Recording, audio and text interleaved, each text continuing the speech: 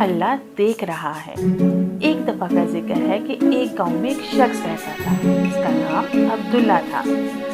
اس کے 3 بیٹے تھے، تینوں اپنے والد سے بہت محبت کرتے تھے۔ عبدالرحمن اپنے بیٹوں سے بہت محبت کرتا تھا۔ ایک مرتبہ عبدالرحمن اپنے تینوں بیٹوں کو بلایا اور ان کو ایک ایک سیب دیا اور کہا، اس سیب کو ایسی جگہ جا کر کھاؤ جہاں تمہیں کوئی نہ دیکھ رہا ہو۔ جو ایسا کرنے میں کامیاب ہوگا میں اسے انعام دوں گا۔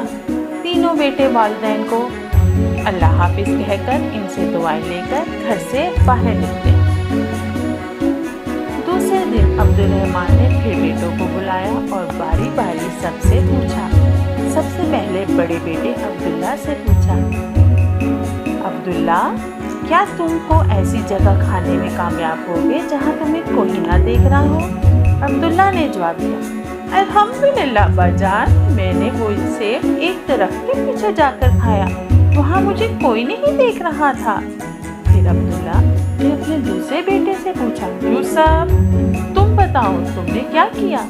یوسف نے کہا، ابا جان، میں نے وہ سیب کمرے میں بند ہو کر اندھیرے میں کھایا اور مجھے یقین ہے کہ وہاں مجھے کسی نے نہیں دیکھا۔ عبدالرحمن نے تیسرے بیٹے سے پوچھا، سلیم، تم نے کیا کیا؟ سلیم نے کہا، ابا جان، میں نے کتاب اسماء الحسنی میں پڑھا ہے کہ اللہ کا ایک نام ہے البصیر، ہر ایک کو ہر حال میں دیکھنے والا۔ میں نے بہت سوچا اور تلاش کیا لیکن مجھے کوئی ایسی جگہ نہ ملی جہاں میرا اللہ مجھے نہ دیکھ رہا ہو۔ اللہ تو ہر جگہ دیکھتے ہیں نا، اس لیے میں یہ سیب نہ کھا سکا۔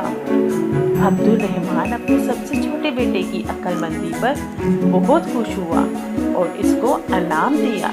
عبدالرحمن نے اپنے بیٹوں سے کہا، میرے پیارے بیٹوں، بے شک اللہ ہم سب کو ہر وقت ہر جگہ دیکھتا ہے، ہماری باتوں کو سنتا ہے اور جو خیالات ہمارے دلوں میں آتے ہیں ان کو بھی جانتا ہے، یعنی دلوں میں کے چھپے ہوئے رازوں کو بھی جانتا ہے۔